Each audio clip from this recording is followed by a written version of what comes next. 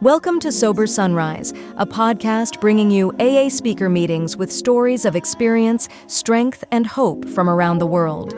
We bring you several new speakers weekly, so be sure to subscribe. Whether you join us in the morning or at night, there's nothing better than a sober sunrise. We hope that you enjoy today's speaker.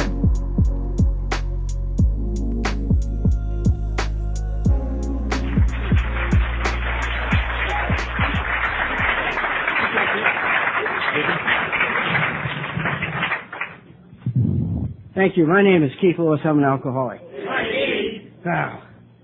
I'm really delighted to be here. I really appreciate being asked to do anything for Alcoholics Anonymous. It's always an honor, and I especially appreciate being asked to do it at the beach.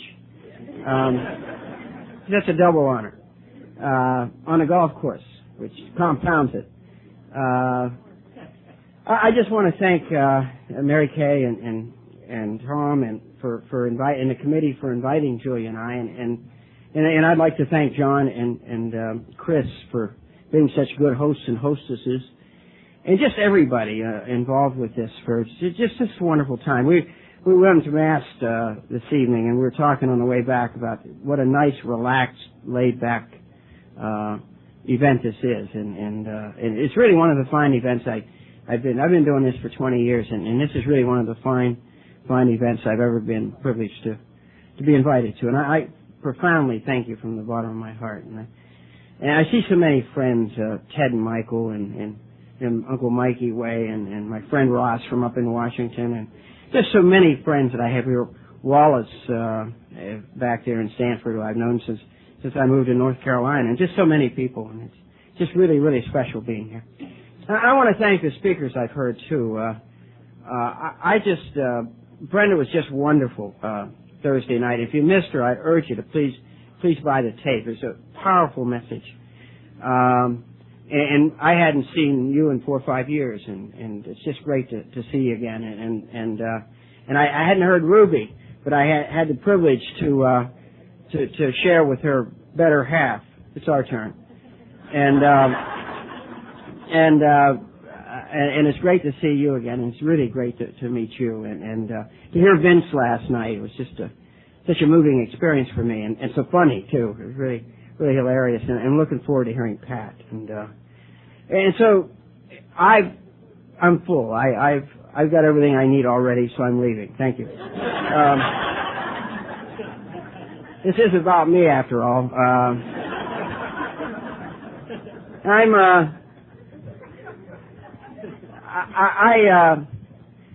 I'm not from the South. I know it may grab some of you and surprise you, but I'm really not. I'm a naturalized citizen. I married a woman from North Carolina. I'd like you to meet my Al-Anon. Julia, would you stand up, please?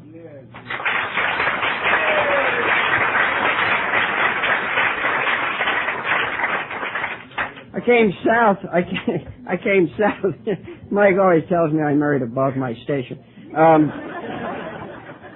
I came south in search of a wife and found one. I was also running from things, but it's another story. I'm actually born in Ohio, birthplace of Alcoholics Anonymous, and the Wright brothers. That's about it. I'm the second child, the eldest son in a family of 11 children. I'm Irish. I won't tell you what church we went to. I will, however, give you a hint. It's got something to do with bingo, but I'm not going to say any more. And I guess we were poor. At least I thought we were, and I thought that for many years. I used to sit in the bar and cry to the person who would listen to me and tell them, what a rough life I had, and with 10 brothers and sisters, and on and on and on and on. The problem with all of that is it wasn't true.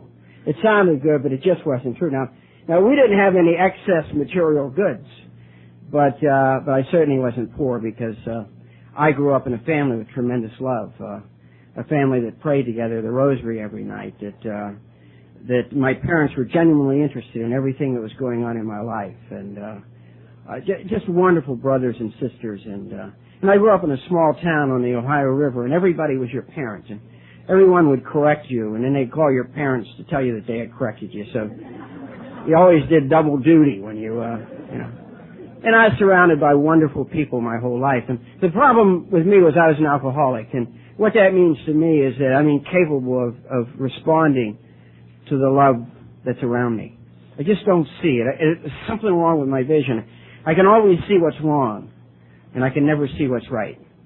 And somehow I couldn't experience any of that. And from a very early age, I had a bad speech impediment. And from a very early age, I spent all of my time alone as much as possible. I was a guy who had something lived under his bed. I don't know if they had any of those in the South, but there was something down there, and I could, at night, I'd press my little ear against the mattress, and I could hear it moving around, and I knew what it was down there for. It was waiting for me to dangle my little legs over the side of the bed. That was history, and I knew that, and I also knew I couldn't talk about it. I knew that there were certain things you can't talk about, and nobody ever told me that. I just intuitively knew that, and so I was the only one who was aware of this thing under my bed, and I used to lay there at night and think about it and worry about it. I worried about other things when I was a little kid. So I worried about getting married because I didn't like girls.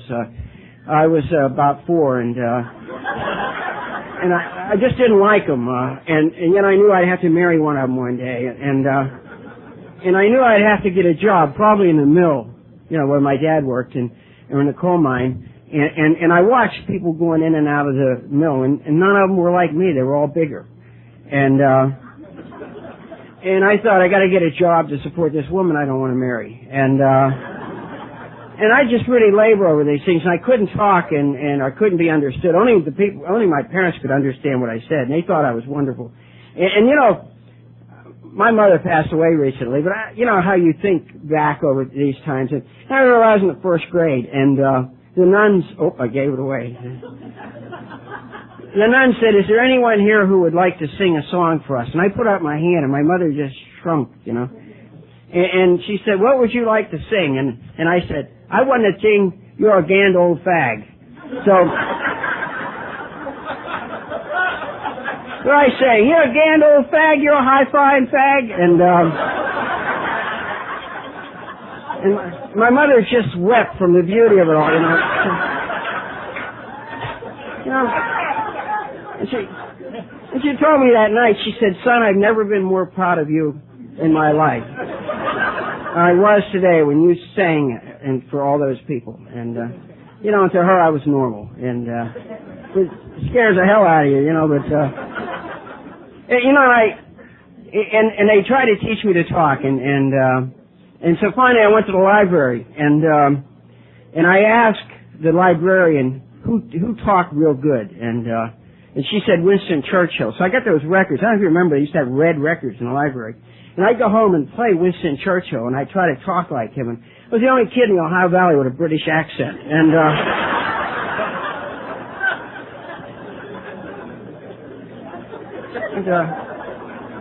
I also, I like to talk about my first drinking experience. I think it's important if you're going to be an Alcoholics Anonymous to have a drinking experience. And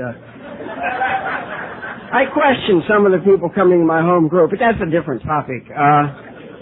But my first drinking experience took place when I was 5 years old. I was at home. I didn't go out much when I was 5, and it was with my father and my brother Dum Denny, and Dum Denny's a year younger than I am, and Mom was out. She was either at the bingo or having a baby or something, and Dad was watching us, and he gave us each a beer. I guess he thought it'd be sort of cute, and I drank it and nothing happened.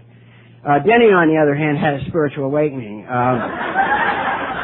Last time I saw Denny, he slid out of the chair and he was rolling around under the table, singing "Mary Had a Little Lamb" and other drinking songs, and my father panicked, and he wrestled him to the ground and got his clothes off and took him up and put him in bed. And Denny was having a great time. He's singing and carrying on and laughing. And so he said to me, "Get ready for bed, son." And I said, "Okay, Dad." He said, "If you don't tell your mother about this, I'll take you to the movies next weekend." I thought, well, that's a good deal. When you're 5, they don't negotiate much with you. And so I went and got in bed, and Denny wasn't hearing it. I was watching him. He's singing and everything. I'll never forget this as long as I live. Old Denny stood up in his little crib, and he urinated on the floor, And I remember thinking, there's a kid who's powerless over alcohol and whose life has become unmanageable. And I'm sad to report that Denny just never made it. He just never developed beyond that. It's a sad thing, really. He went on and did some strange things. I'll share some of the things he did. I'll tell his story. I'm tired of mine. He did things like this. Denny went to, you ready? He went to one college.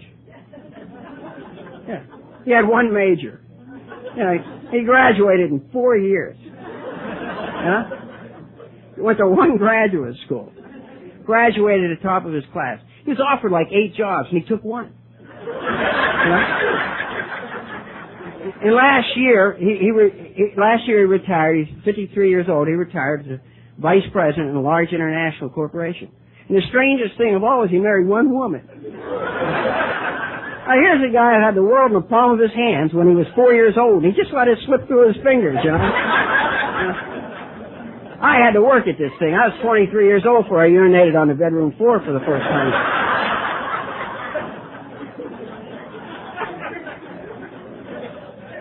Now, the other thing I remember was, I remember when I was in high school, and Julia and I came back. Julia and I had been married coming up on 9 years, and shortly after we were married, we had occasion to go back to Ohio for a wedding, and I took her to this little high school I went to, St. John's Central High School, and it was really it's a tiny little, you know how places are small when you go back, and I was reminded of this nun we had. It was a really strange bird. Her name was Sister Victoria, and I like to think about Sister Victoria because Sister Victoria was a librarian, and she's a strange woman. She'd say really off-the-wall things like, every boy is a prince, and every girl's a princess, because we have a father who's a king. Isn't that weird? And so we'd run around calling each other Prince Keith and Princess Mary, and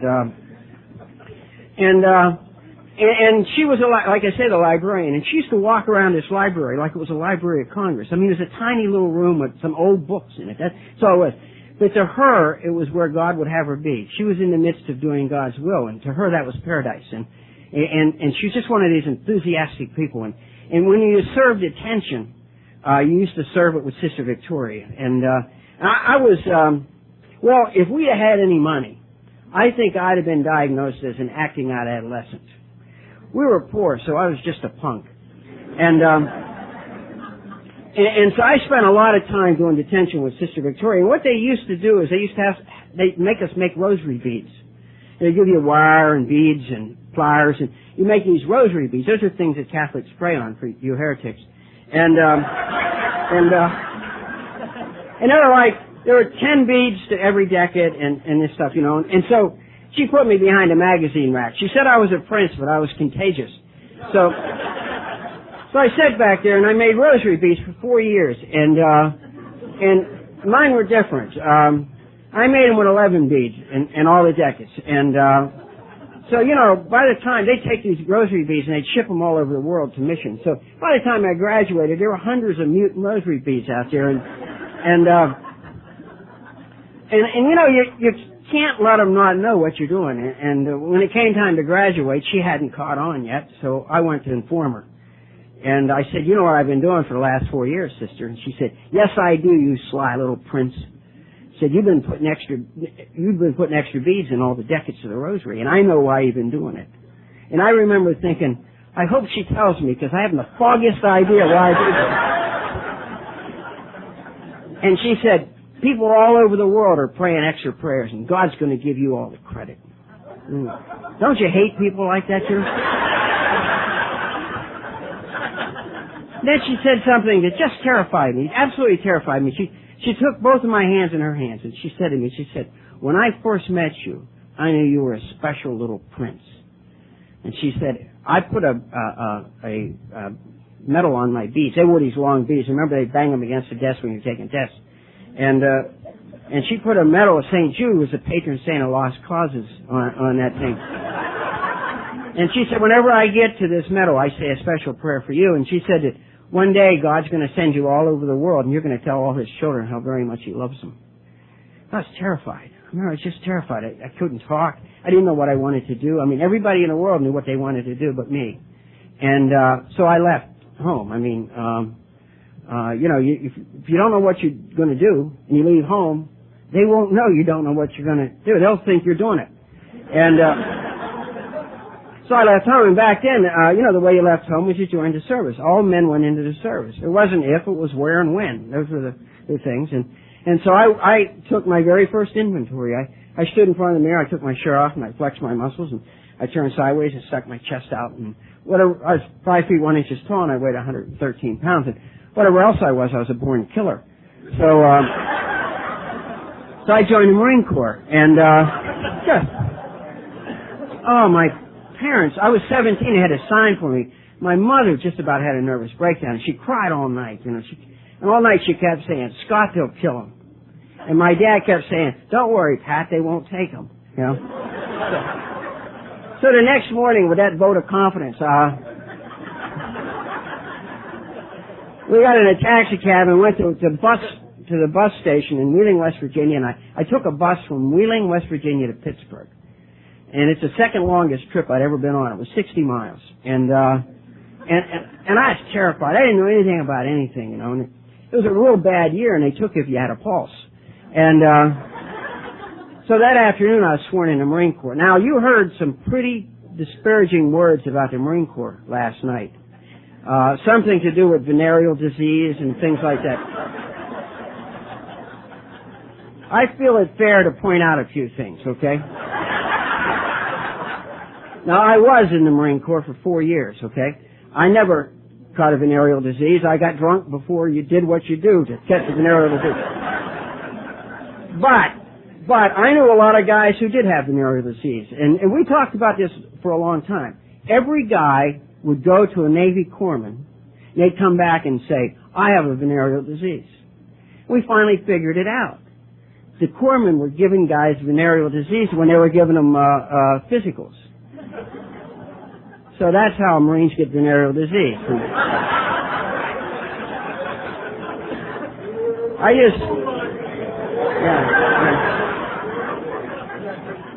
That's one of the subjects Ruby didn't cover this morning, so I thought I'd throw it in.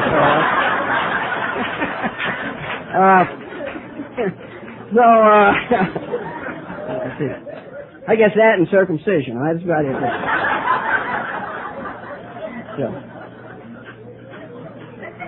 But at any rate, that evening, I never knew what to do. I mean, I don't know about you, but I never knew what to do, and I thought everybody else did. It wasn't until I got to AA that I found out you didn't know what to do either. But I always thought you knew what to do. It's like you understood the big picture, and I never did. And so I sort of watched you, and I did what you did. Right after you did, I was fast. You probably even thought I was doing it with you, but it was just right after you. And so these guys, we get sworn in and stuff, and we're standing around. There are 4 of us, me and 3 guys from Pittsburgh who had the big picture. And they said, "Hey, kid, we're thinking about going over and getting a sandwich and a beer." I was thinking exactly the same thing. Why don't we go together? They said, "All right." So we went over to this bar in Pittsburgh, and that's where my life changed. And, if you're alcoholic, you know exactly what I mean. I mean, I went into this place, and it was filled with real men, the kind, they had tattoos and stuff, They all had real women with them. Real women hang around with real men. I knew that, and I followed them over, and I sat down, and the bartender came over. He's a real man. He said, "What do you want?" And I thought, "Oh my God, a quiz." I always knew that when you least expected it, somebody was going to say, "Take out a blank sheet of paper. Put your name in the upper left-hand corner," And I studied a lot, but I always studied the wrong stuff. I always felt like and I didn't know what to say, so I watched the other guys, and they ordered a beer, so I did too. Years later, a psychologist was to say to me, "Why do you think you drank in the first place?" You know how they scratch their chin? And I thought, that's got to be important. So I remember I got a 5th of scotch, went down by the stream. I drank a 5th of scotch, wondering why I drank in the first place. And I went to a bar. By this time, I was hanging out in hillbilly joints on Indian Head Highway in Maryland, and I said to the guy sitting with me, "Well, tell me, sir, why do you think you drank in the first place?" "Get the hell out of here," he said. I said, "All right, okay." And I could never figure it out. Then I came here and I found out that it didn't matter why I drank. What mattered was what happened to me when I drank. And what happened to me that night was I was liberated for the very first time. Vince described it beautifully last night. I was liberated. Somewhere between the second and third drink, I saw the big picture. It's the first time in my life. And I remember saying, it's so simple. Why didn't I see it before? It's been right there the whole time. I just missed it. And I stood up. I didn't mean to stand up. I couldn't keep from standing up. I was about 6 feet 4 inches tall, and I weighed 220 pounds. And, the muscles were rippling through my body and tugging at my shirt. And it was unbelievable, And I looked around, and my heart broke, because this bar was filled with a bunch of pathetic, sniveling little men. And, all of them had women with them, or looking at me with those hungry eyes. You know how they do it, and it's incredible. And I just, instant knowledge, I was just illuminated. It was amazing to me. And I spent the rest of the night going from table to table, filling these people in. I mean, I answered questions they hadn't thought up yet. I was absolutely brilliant. And somewhere around 11 o'clock at night, our train left at midnight, and somewhere around 11 o'clock at night, I said, we had to leave. And it seemed to me they were saying, please don't go, we've just discovered you. That's the way it seemed. And I said, no, I have to go and make the world safe for democracy. So we went and we got on a train, and presumably the Marine Corps provided me with a Pullman coach. They must have, because I woke up the next morning in a Pullman coach. Well, actually, I was lying on the floor of the Pullman coach, and someone had wet the floor I was lying on, and whoever it was, he had wet me too. I don't know when. And again, I was 5 feet 1 inches tall, and I weighed 113 pounds, and again, I was terrified. And I changed clothes, which was a good move, and I got off the train, and the guys were waiting for me on the platform, and they said, hey, look, we're going to go over and have a few beers for breakfast. You want to join us? And I said, that's just exactly what I was thinking. And so I went over there, and that night, I fell off a train in a little village right over here called Yamasee. And somebody moved the bottom step or something. I don't know exactly what happened, but I fell across the next set of railroad tracks, and there was a very rude man there they had sent to greet us. And he was hurling obscenities at myself and the other young men who went down there to die for their country. And I remember getting up, and I tried to explain to this cretin that he'd probably do a lot better if he treated us with a little respect. And, he was so limited, he never really grasped exactly what it was I was trying to say to him. And they say that you can learn from any experience. And I got to tell you, what I learned that night was you can do a lot of push-ups drunk. That's what I learned that night. And you can do push-ups and throw up at the same time, I'll tell you that. And so that the next morning I ate grits for the first time. I was telling some friends about it. I never saw grits before. I didn't know what the hell grits were, So I did what any normal Yankee would do. I put sugar and milk on them. And this cretin looked at me and said, you're going to go far, boy. You're going to go far. And So I was launched into the Marine Corps, and I must say that it was. I loved the Marine Corps. I really did. And it sounds crazy, but I absolutely loved it. There were fewer people in the barracks than there were in my house, and the drill instructors couldn't even carry a nun's rosary beads. I mean, they were easy compared to the nuns, but most of all, for the very first time in my life, this sounds strange, but for the very first time in my life, I knew precisely what was expected of me. I never knew my job description until I joined the Marine Corps. They're very clear about what's expected of you, and they aren't a bit hesitant about sharing it with you. And I loved it. I loved everything about it. And I grew a few inches and gained a few pounds, and I graduated from Paris on with Dress Blues Award and Outstanding Man's Award. I mean, I really took it. I was the only guy in that whole platoon that just loved it. And I was going to stay for 100 years if they'd let me. The problem was that I had alcoholism. And let me tell you what having alcoholism means to me. It means that I'll fall in love with a way of life, tremendously enthusiastic about life. And every alcoholic I know is just tremendously enthusiastic about life. And then gradually, or not so gradually, I began to violate every principle associated with being in the Marine Corps. Before my 4 years were over, I had earned an opportunity to go to Officers Candidate School, and I turned it down and got out. Because within 4 years, I violated every principle associated with being a Marine, up to and including leading a combat patrol in a blackout. We took fire, I don't remember it, but fortunately nobody was hurt. So I violated virtually every principle associated. And what I'd do then is I'd leave that way of life, and then I'd blame them for what had happened to me. And that's my alcoholism. It lasted 12 years. In that 12 years, I did more damage than I think a human being ought to be allowed to do to the people close to me. I joined many areas of life, including marriage, and I violated every principle associated with being married.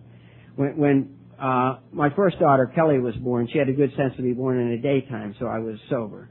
When my second daughter, Kimberly, was born, she was 3 months premature. And I was passed out on the living room floor. And my wife had thrown water on me to try to wake me up, and she couldn't. So in a panic, she got to neighbors. So when I came to, I was laying in my underwear watching the test pattern, and the neighbors standing there looking at me. And I was just infuriated. And I knew that if she'd had that baby on time, I'd have been all right. And if she'd have waited till I was all right, she'd have carried that baby for 2.5 years. And but the amazing thing was I worked at a great teaching hospital at the time, and I got her in a car and we raced. I was drunk, and we raced across Washington D.C. with the flashers going and all the drama that a drunk can generate. And I got her to the emergency room, and I began to demand that they take care of my wife. I directed genetics units at this laboratories at this place, and I began to demand that they take care of my wife. And I think of how mortified. She was terrified to begin with, having this baby almost 3 months early, and she's mortified having this drunken husband who was arrogant and everything. And so the baby was born and weighed about 2 pounds, or a little less than 2 pounds. And I went home and went to bed, and as soon as I went to bed, the phone rang, and it was her, and she was crying and said, "The baby has hyoid disease, and they don't expect her to live. Would you please come back?" And I remember how angry I was. I felt put out. I didn't know how to handle these things. My father knew how to do these things. He knew how to be a father. I didn't know how to be a father. I didn't know how to be a husband. I didn't know any of these things. And I went back, and a wonderful physician, a girl I'd gone to high school with, was a chief resident in a neonatal nursery, and it was a wonderful physician there who headed that service. And 3 days before Kimberly was born, they bought an experimental machine. It was the first one on the East Coast. It's called a negative respirator, very common now, but it was developed, I think, at UCLA, and it was the very first one they had on the East Coast. And it had come in 3 days before Kimberly was born, and a day or so before she was born, they came in on their own time with an engineer, and they put it together. And David, this doctor, said to me, my wife by this time was in a state of shock. She looked like 1,000-yard stare. And David said to me, "Would you mind, Keith, if we put her on this?" He said, "I don't think she'll live, and if she does live, I think she'll be retarded because of lack of oxygen. But do you mind if we put her on the machine?" And they knew I wouldn't sue them because I worked there. And I said, "Do whatever you feel you need to do." And then I found out what had happened to me, how low I had sunk. Our offices were across the hall from the neonatal nursery, and I sat in there at night, and I didn't drink for a few days, and I sat in there at night, and I kept the door slightly ajar and sat in the dark, and I watched this little kid struggle for every breath, and these little kids retract, what they call retract, and they actually lift off their little mattresses in these things, and I was there. 72 hours is a critical time, and I was there watching when my wife went into this nursery and baptized our little baby because they didn't think she lived through the night. And I couldn't go to him. And I hated myself. I sat there and loathed myself for what I'd become, the coward that I'd become. And I went downstairs to a chapel, and I got in front of the tabernacle, and I hadn't been there in a while. I hadn't been there in a long time. My alcoholism cost me my religion too. And I got on my knees in front of the tabernacle. And when I was a little kid, this was a special place for me, because I knew that even when I couldn't talk plain, God understood me. And I got in front of the tabernacle, and I begged him to let this little girl live. And I said, "I'll do anything if you'll let her live. Anything. If you'll let her live, I'll stop drinking." And I was drunk in less than 24 hours. I drank when I thought drinking would kill my little baby. And I could not drink. It's a great philosopher and mathematician, Blaise Pascal, a Frenchman, who probably the last good Frenchman, but he's a Frenchman who said something that sort of fit me. He said, God created man in his own image, and unfortunately man returned the favor. And I had created a God in my own image, and that was a God who would kill a little baby because her father was sick. And God didn't kill this little baby, and she survived, and it's absolutely miraculous. And she's 28 years old, and she's not retarded. She's an honored graduate from Auburn University. I always point out to her that I think you can be a graduate, an honor graduate from Auburn and still be retarded, but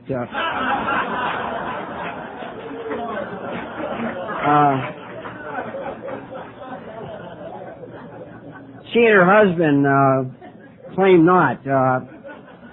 He's a dentist. Now, he doesn't work on my teeth, but he's a dentist. And they live in a little town in Alabama, Daphne, Alabama, and just great kids. And this Christmas, they presented Julie and I with a little granddaughter. And I'm glad that God's not sick like me. You know, you can't live like that and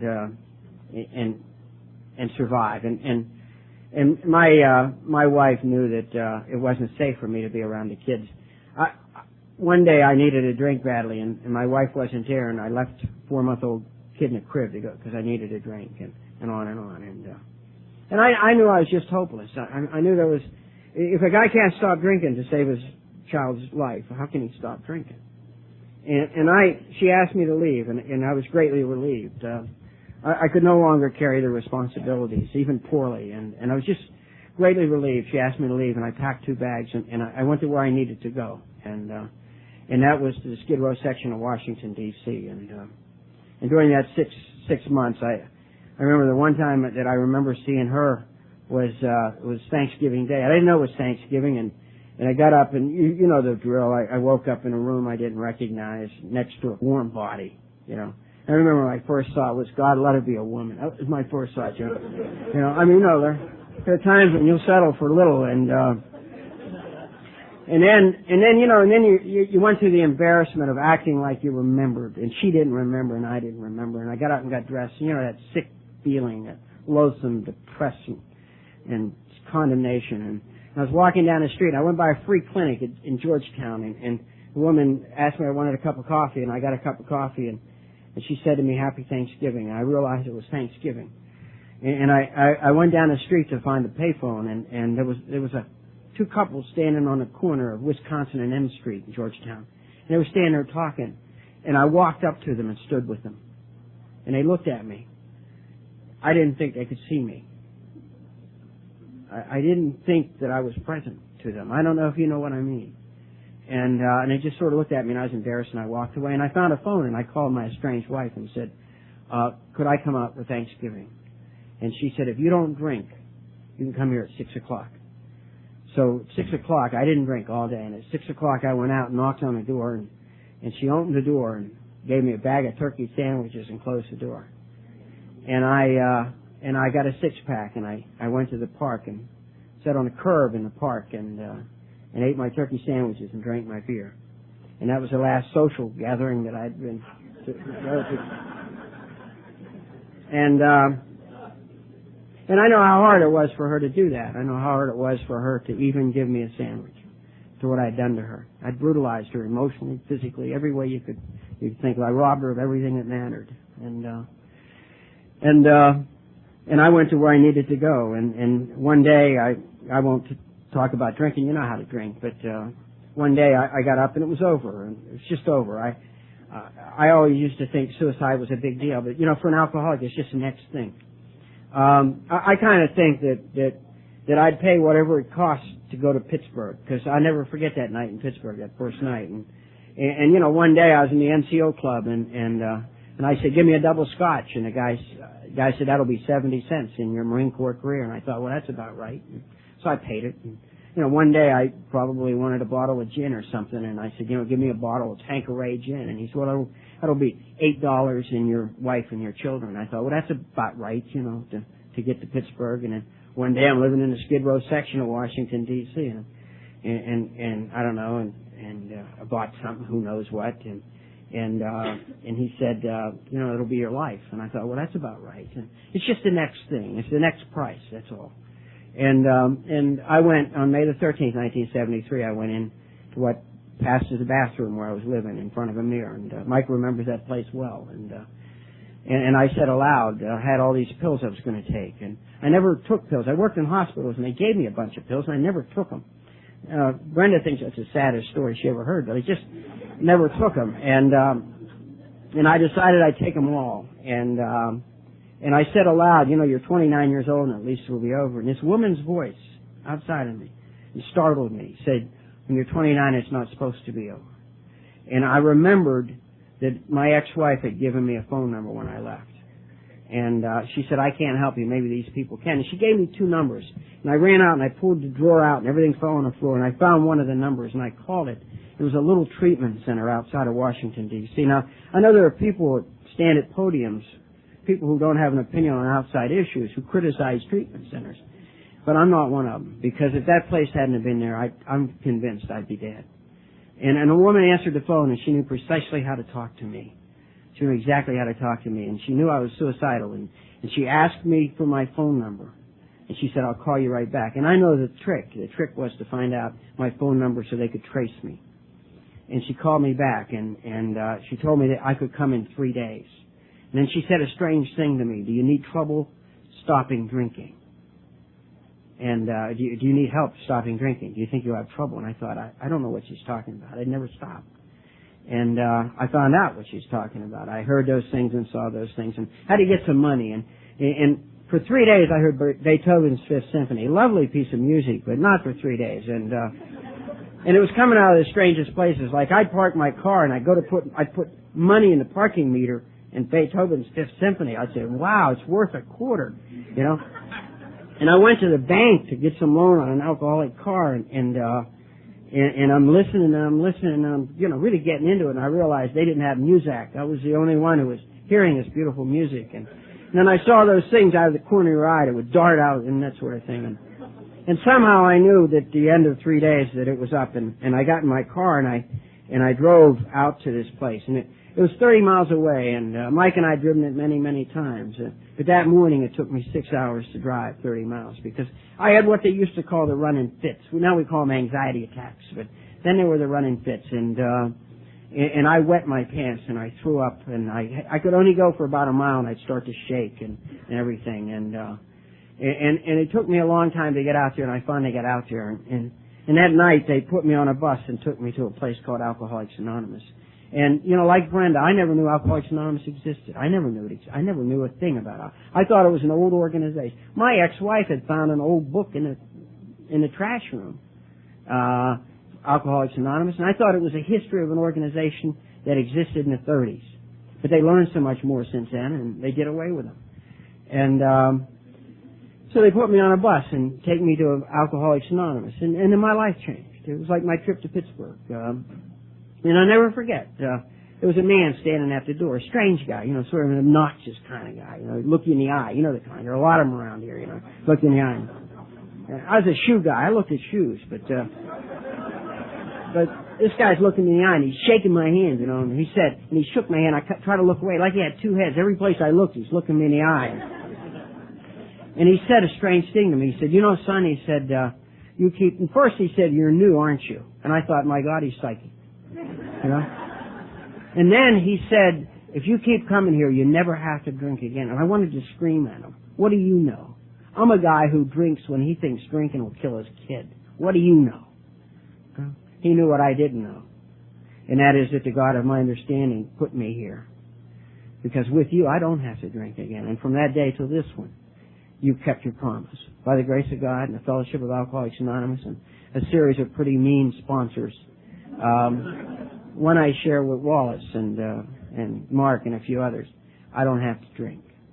And it began an odyssey. And if you kind of knew, I don't expect you to believe this because I would never have believed it. I admire anybody who's sober a week and can sit in a room. I couldn't sit in a room. I couldn't be around people a week. I just couldn't do it. I'd be hanging from the ceiling someplace or something. So I'd really admire you being here. But if you don't remember anything else, please remember that all of us were sober 1 week. Wallace, who's sober 34 years, was sober 1 week once. And I was sober once. And all the people you see here are members of Alcoholics Anonymous have been sober for 1 week. And we wouldn't lie about something as precious as that. We couldn't lie if we weren't sober. I mean, we could lie, but nobody would believe us, you know. And we couldn't show up here and not fight and things like that. So please believe that something that happens here is very, very special. Now, that you don't catch it like going to a corps meeting and catching venereal disease. You don't do that. You have to do what Vince said last night, you know. You have to work these steps. You have to become part of this thing. And if you don't want to be, that's normal because I was isolated. I was really isolated and people would ask silly questions like, what do you like? I had no idea what I liked. I knew what I thought I was supposed to like, but I had no idea of what I liked. And what I did was I immersed myself in Alcoholics Anonymous. And I finally got a sponsor. I like Vince was one of those people who waited to get a sponsor. And the old timers won't leave you alone. One guy kept saying to me, said, you got a sponsor yet? And I said, no, not yet. He said, why? I said, well, frankly, I've been waiting to find someone I can relate to. Back in the early 70s, Vince would tell you relating was important. And he said, you want someone to relate to? Go to a bar. He said, he said, what you need to do is find a man you want to be like if and when you grow up and ask him to be your sponsor. I thought, well, I wonder what I did to offend this man, you know. That's the way the old timers were. And I'll tell you, if you're new, well, it is an honest program. Let me caution you, stay away from the old timers, okay? I mean it, right? Stay away from guys like Mike and Vince and Wallace, guys like that. Stay away from them. They're not nice people. They're really not. And I'm telling you the truth. And they say things that just aren't true. They say stuff like, I go to AA because I need to. That's a lie. They don't need to go to AA. The only reason they go to AA is the only enjoyment they get out of life is watching people like you and me suffer. This is true. It's true. If you don't believe me, go up to Milt after the meeting and tell him a problem. You know what he'll do? He'll laugh. You know? The first thing he'll do is he'll laugh. Hey, you know? And if you really want to make your day, tell them a problem related to sex. They love problems related to sex. You know? And their answer is always the same thing, no sex. You know? They're not having sex anymore, and they don't want us to have it either.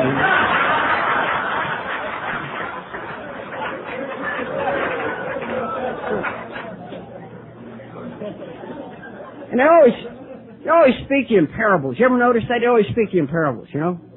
Say, well, you know, look, I can't sleep at night. You know, the world moves slowly. Yeah, right. And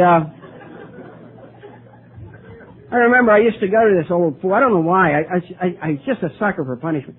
But I go to this old fool with my problems, and he'd just get the biggest kick out of it. And I was impotent when I got sober. It happens to a lot of men, and I wasn't happy about it. I mean, I can't drink and this too. And I went to this guy and I hemmed and hawed fun. He said, "What's the problem?" I said, "I'm impotent. That's the problem." Oh, he loved it. He said, "It happened to a lot of us. It'll get better." I said, "When?" I thought it was important, you know. And he said, "What do you got, a full social calendar?" Ah, you know.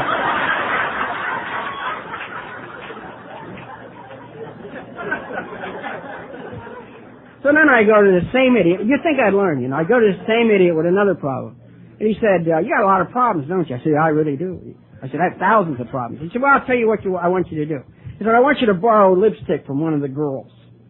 He said, "I don't want you to do anything else with girls." He said, "Oh, that's right, you can't." So I want you to borrow lipstick. I want you to go home and write on the mirror, "Keith, you are wrong." I said, "Well, I can't do that. You see, my problem is I have a poor self-image and I need to be affirmed." Don't ever talk that way to an old-timer. They hadn't read any of those books, you know. And so I went and I bought a tube of lipstick. I didn't want to owe anything to anybody, especially a woman, right, guys? And so I went home and I wrote on the mirror, "Keith, you were wrong." And I threw it away. I was just disgusted. I said, "These people are nuts. They're insane." You know. And I went to bed and I had a normal night. Remember a normal night at 60 days? Oh, you know. I lay down and closed my eyes, and for the first time that night, my head woke up. You know, take off, you know. and was talking to me. You're never going to make it. They're going to find out you're crazy. That's your problem. You know, all this stuff. You know. You're going to be alone the rest of your life. What difference does that make? You're impotent. And, you know. I finally drift off to sleep, you know, and then remember the leg cramps? Oh. I'd be jumping up and down beside the bed with leg cramps. And then 15 minutes before I had to get up, I'd go sound asleep. You know? And it would take 3 alarm clocks to wake me up. Everybody in the neighborhood got up when I got up, and but my mind was still working, and it was saying, you're going to go to work today, and they're going to find out you don't know how to do your job.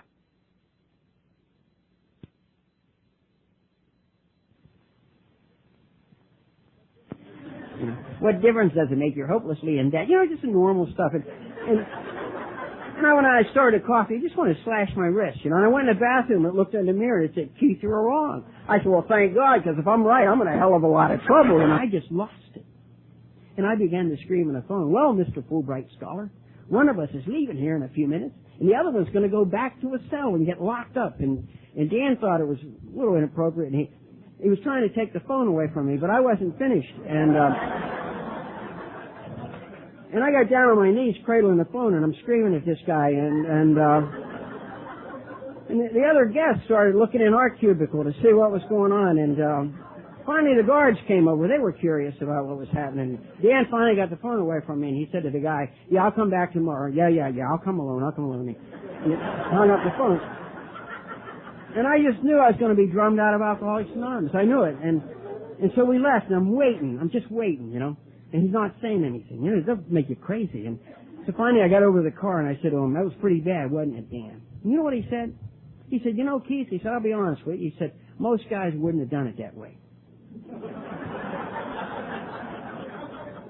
He said, but you'll discover that we all develop our own technique in Alcoholics Anonymous. I never heard another thing about it, you know. Never heard another thing about it.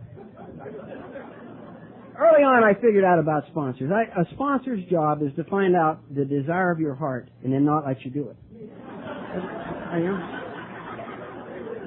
That's what they're designed to do. And I was working. I was working my way out of a deep hole at Georgetown University, and I was again in charge of experimental design and that sort of thing for the genetics bunch.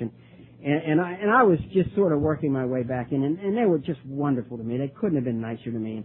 And as a matter of fact, the chairman of the department was a member of our fellowship, and I didn't know it until I was gone from the university. He kept the anonymity very closely guarded, but he was just wonderful.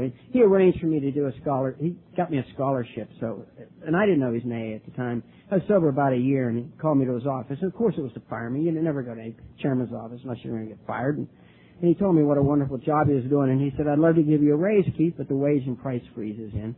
And he said, so what I want to do is give you this instead. It was a full tuition scholarship. I could have gone to medical school or anything. And the desire of my heart was to study philosophy. And I was at Georgetown University. And so I took a degree in philosophy and theology, and I had to work at the same time. But what the hell? I mean, you weren't drinking. You know, just working and going to school full time is a piece of cake if you're not drinking. And all I do is go to 7 meetings a week, and I mean, it was easy. And compared to the life I've been living,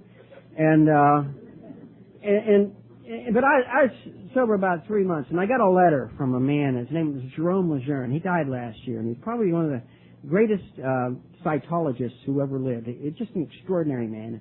And he wrote me and invited me to come to his laboratory at the University of Paris Medical School in France to study. And I knew that my sponsor wouldn't let me go because it's something I really wanted to do.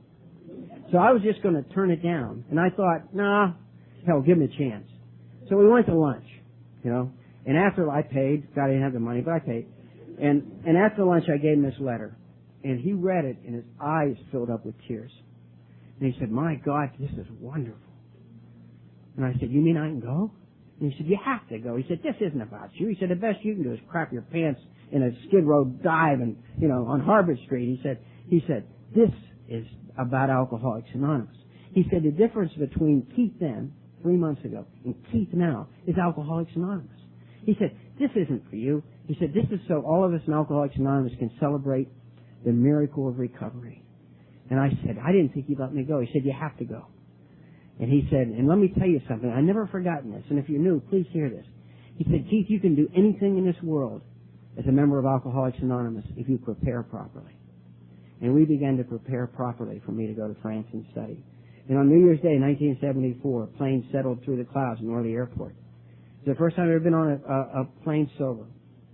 And we're settling through the clouds into Orly Airport. And I'm glad I was by myself in a corner seat because I couldn't keep from crying.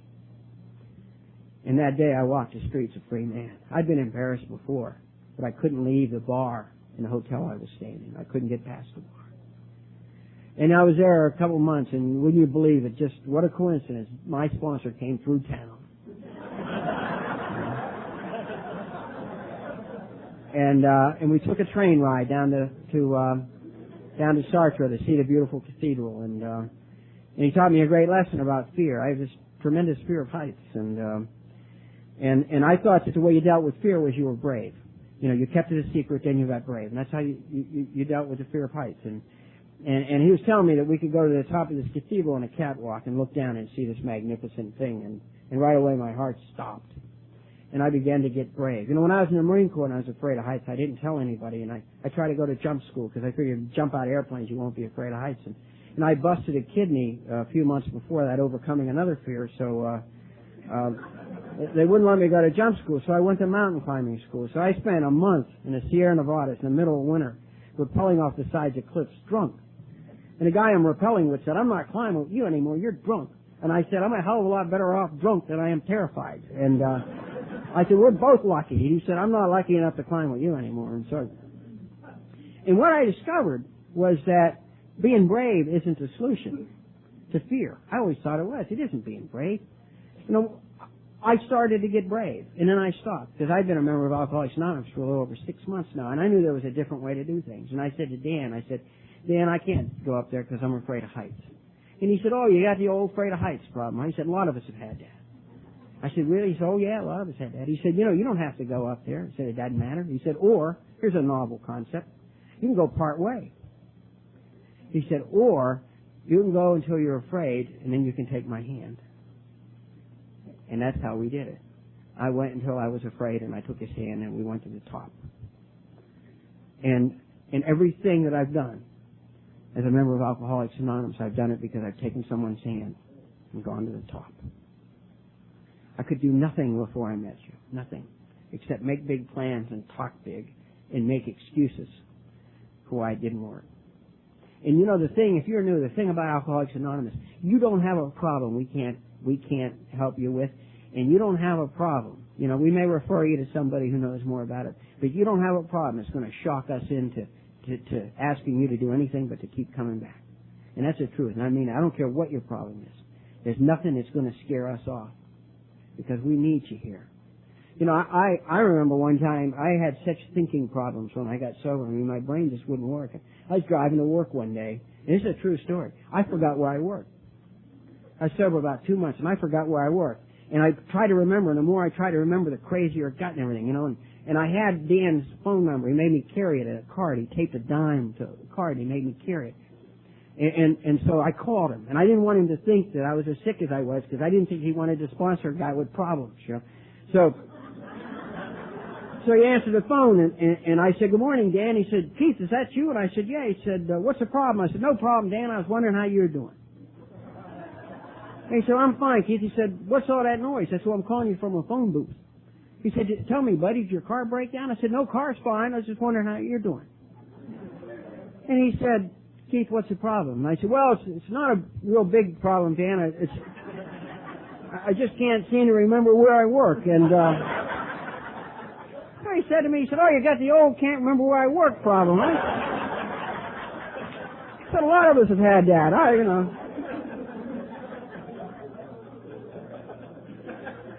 So then he said to me, he said, that's scary, I know. He said, it's scary. He said, you know, you've done great damage. He said, the book says that it's a very unnatural thing to pour that much alcohol in our brains. And he said, but I want you to know.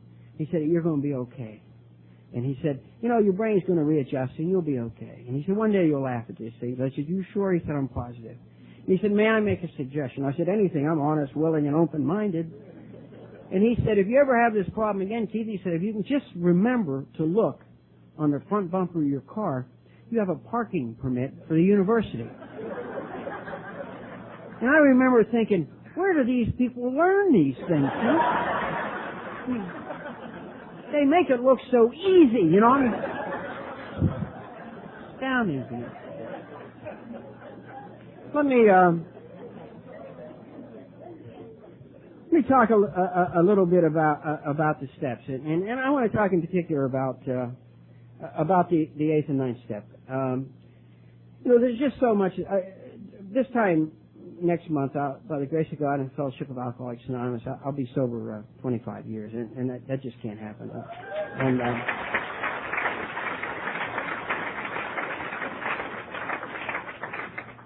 And I never planned to stay here 25 years. I mean, I really didn't, because I didn't know what was here. If I had known that this was a treasure trove of great wealth that it is, I would have made plans to stay here. But they weren't my plans to stay here. What I did was I fell in love with who and what you are. And I just aspire to be like you, that's all. And one of the things that you do to be free is to do the steps. And I had some people on my 8-step list. And I want to talk just for a couple minutes about this, if I could, please. One of the people on my 8-step list was Dumb Denny. And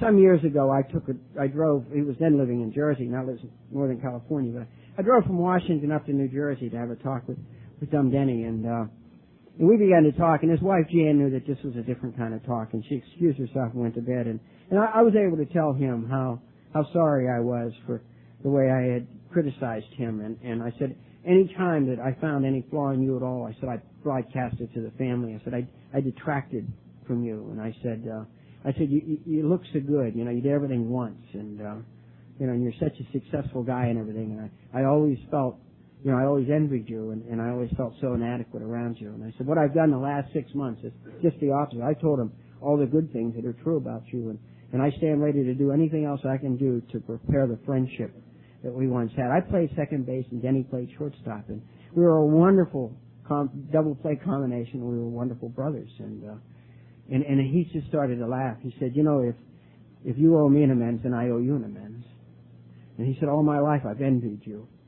He said, all my life I've been afraid. He said, I've been afraid to change majors. I've been afraid to do these things. And he said, I always envied you, Keith. He said, you never gave a shit about anything. He said, if things weren't going well in one country, you'd go to another country. And he said, you went to Skid Row and you came back. He said, you lost your wife and your children and you came back. He said, the strength and the fortitude and the character that you portrayed to me, he says, is beyond anything I've ever experienced. And I discovered that we weren't good and bad, we're just different. And now we're best friends. And we play golf together. As a matter of fact, last year we won this golden putter championship out of this club, and old guys never win that. I mean, young guys from Stanford win that, and we won it. I mean, we just whooped up on those young guys, and it was like the old days when we won championships together and things like that. It was incredible. And then I grew up in this church, and this church was so very, very important to me. And when I came to Alcoholics Anonymous, I was one of those people who was religiously anti-religious, the kind, and waiting for somebody to offend me. And by talking about God, and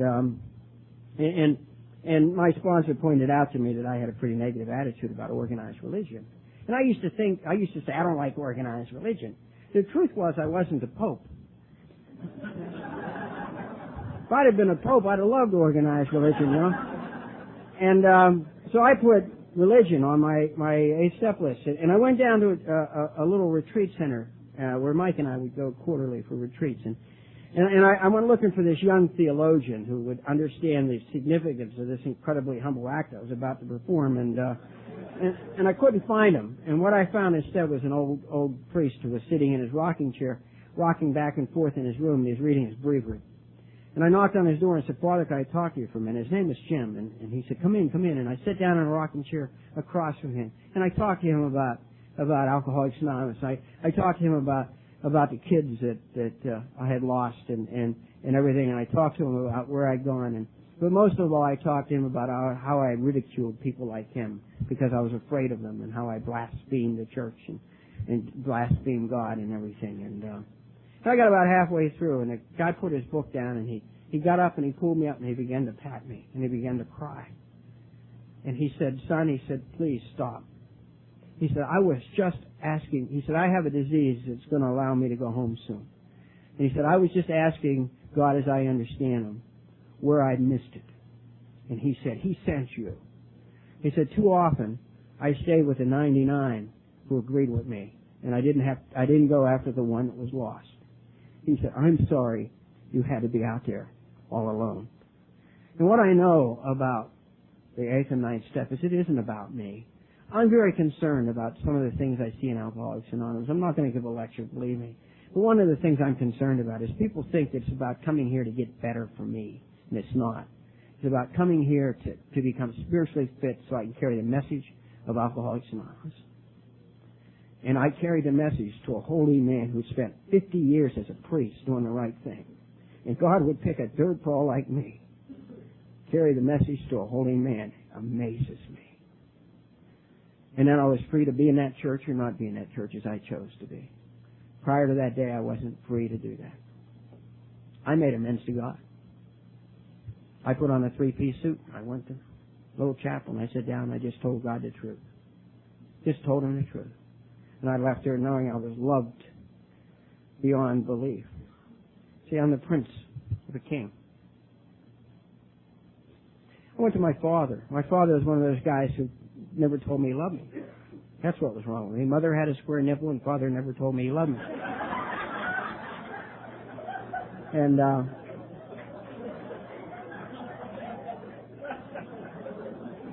it took me years I'd go to make amends to my father and within a few minutes I'd be in a rage. I used to drive from Washington to Ohio to make amends. And in a few minutes I'd be in a rage and I'd drink half a cup of coffee and I'd storm out of the house, get in the car and drive back to Washington. And my father used to say to my mother, I'm worried about that boy. He drives a long way for a cup of coffee. And then suddenly one day I knew it was the right time and I didn't know what I owed him an amends for. I know I'd worried him and I'd done all those things and I'd called him names and I'd done all those things. Once I almost hit him. Fortunately I didn't. And but I knew what I owed him an amends for and he was talking to me and he said, Son, do you remember your first job? And I said, yeah, I started working in a bowling alley. I set pins. And he said, do you remember the first day you went to work? And I said, no. And he said, I took you to Louis' hot dog stand. We had lunch together. He said, do you remember what you ate? And I said, I'm going to go out on a limb, Dad, a hot dog. And he said, of course you had a hot dog. He said, do you remember what you drank? And I said, well, I always drank orange pop. He said, not that day. He said, that day you had a root beer. He said, I drank root beer, and I think you thought men who drank or worked drank root beer. And he said, and I explained to you what it was like to be a good day's work for a good day's wage, and that you owed your boss respect, and he owed you respect. And he said, I explained it all to you, and he said, you were such a frail little boy, and he said, I was terrified. And he said, well, you had to get on the bus to go to the next town to work, and I said to you, son, you want me to go with you on the first day? And you said to me, no thanks, Dad, I'll do it myself. And he said, you got on the bus. He said, I watched the bus till it was out of sight, and you never looked back. And I realized that I robbed this man of what he did best, and that was to be a father. He said to me, he said, you never ever needed me for anything. He said, from then on, you bought all your own clothes, you paid your own way. He said, all your brothers and sisters who went to college and to graduate school, he said, they all let me help them. He never bought a car until the last kid was out of college. He said, they let me help him, but you did it all on your own. And I thought, my God, I'm sorry that I robbed you of what you did best. And a few months later, I needed to borrow a couple $1,000. And from that day till this, we've been like that. You know? If you're new to Alcoholics Anonymous, if you'll stay with us, I can promise you great things will come to pass, things you can't understand. And my mother, who was such a wonderful woman, and like I say, she passed away, and she died what some people would call a horrible death because she suffered greatly for 6 months. She didn't see it as a horrible death. She believed that everything that we do is a prayer, and particularly suffering. And she offered her suffering that her children would come back to God, those who were away. And she raised 11 of her own kids, and they raised kids who had no place else to go. And on her 50th wedding anniversary, they had 11 children, 20 grandchildren, and 20 great-grandchildren. And Mom died at home, and my sisters and brothers took care of her. And Julia and I would get up when we could. My brother Larry is also in the fellowship, lives in Wilmington. He and I went up one night, and we were with her. And she loved the rosary. And at night, when everybody was asleep, I'd come down and pray the rosary aloud. And from time to time, she would wake up and smile and then drift back. And they put the picture of all the kids and everything on the wall, and she would look at that and smile. And she was pretty lucid one night. And my niece, who was in the fellowship, ran in, and she was all excited because her sponsor was going to be speaking. And she said, "Come and hear Barbara speak." And I said, "Well, I thought I'd stay with Mom." And my mother said, No, son. No. She said, "You go to that meeting. That's where you're supposed to be." She said, "Those were the people who brought you back to us." She loved Alcoholics Anonymous. And when I made amends to her, I asked her what I could do for her. She said, "Only one thing. Would you give me one of those coins that they give you?" And so every year on May the 13th, I'd send her a token. And when she listed the things that she wanted in her coffin when she died, the thing on the top of the list was my 23-year chip. Because you brought me back to her.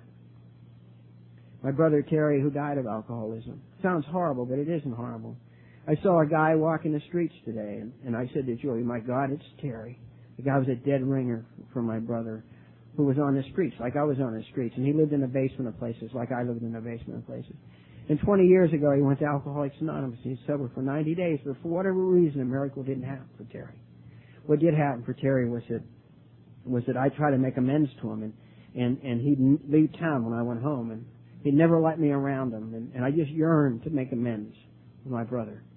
And we went up for the 50th wedding anniversary, and I finally got an opportunity because he came to the 50th wedding anniversary drunk, and my brothers came to me and said, "Terry's here drunk." I said, "Of course he's drunk. He's an alcoholic." And they said, "Should we tell him to leave?" And I said, "Good God, no." And I imagined Terry sitting down the street. Remember how it was? One more drink and then I'll go. One more drink and then I'll go. I said, he must love them a lot to come here like that. And I not only made amends to him, but I freed my brothers and sisters to love him just the way he was. He contracted cancer and ended up in the hospital, and I went to see him, nobody leave me alone when I go home. They're always hanging around you, and so I told him I was leaving to go home, and I ran over to the hospital, and I spent a couple hours with Terry, and we talked about stuff, and he asked me about the things we grew up with, about rosaries and about scapulars and things, and I had to have a few, and I talked to him about it, and we just talked brother to brother for a couple hours. And he let me hug him. When I study theology, there's a concept, for those of you who think it's over, you've wasted time. There's a concept in theology, and it has to do with time, and there are two kinds of time. There's chronos, chronological time, which is linear. And there's kairos, which is God's time. And God's time is always now. And that's why in the program they teach us to live in the now. And I got to hug my brother Terry. He was frail. He was pretty sick by then and pretty wasted away by cancer. But I got to hug him. You know how it is when you're an alcoholic. You can't hug much. And I only hugged him for a few seconds, but I hugged him forever in God's time. And when I left, we were all right. And my family got to take him home. And they got to nurse him and take care of him. They got to watch him come back into the church that meant so very much to them. And they got to watch him die with dignity. Incredible stuff. Great things will come to pass.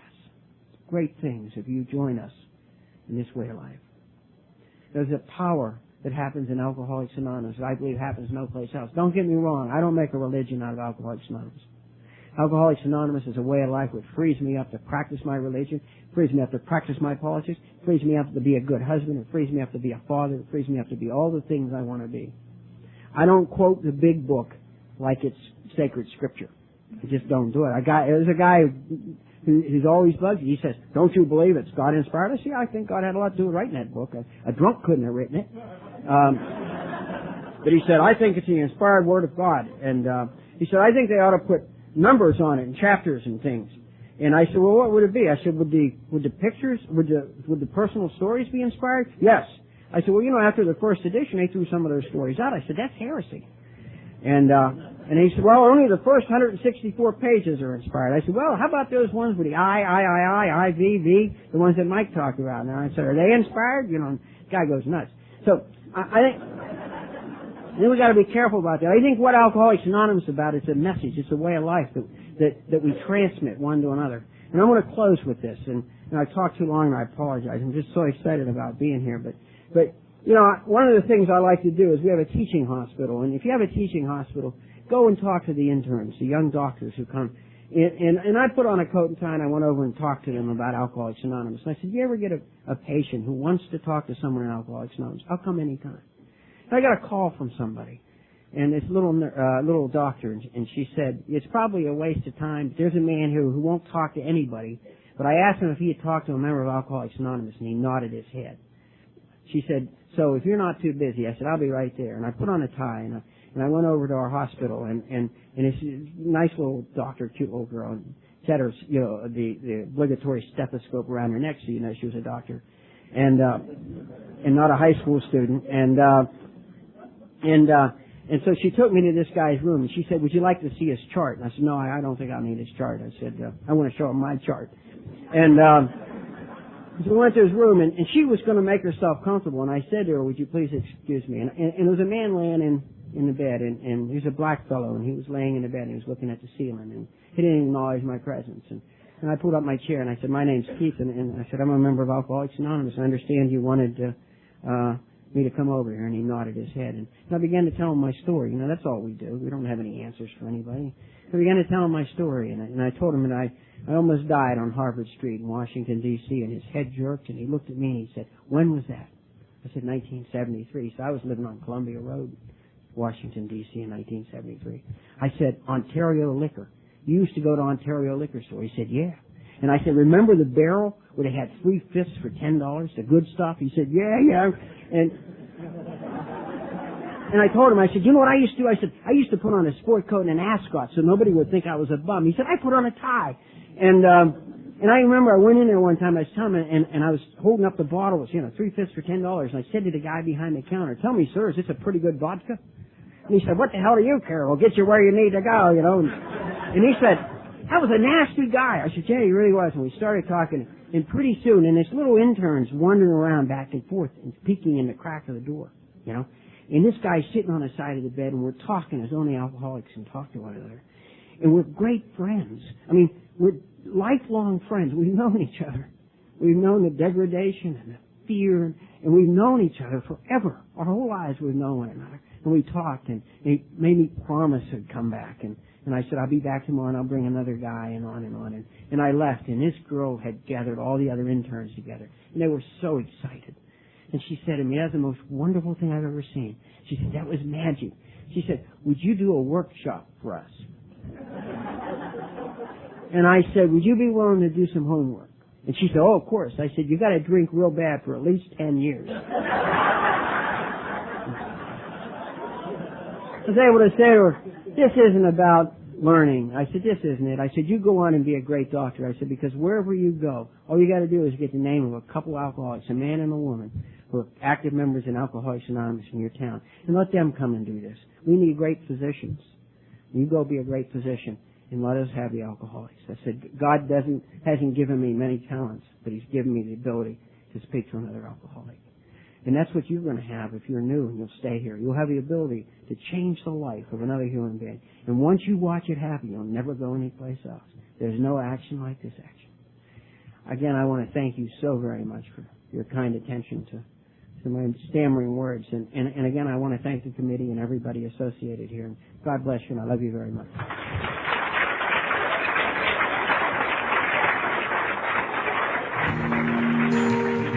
Thank you for listening to Sober Sunrise. If you enjoyed today's episode, please give it a thumbs up as it will help share the message. Until next time, have a great day.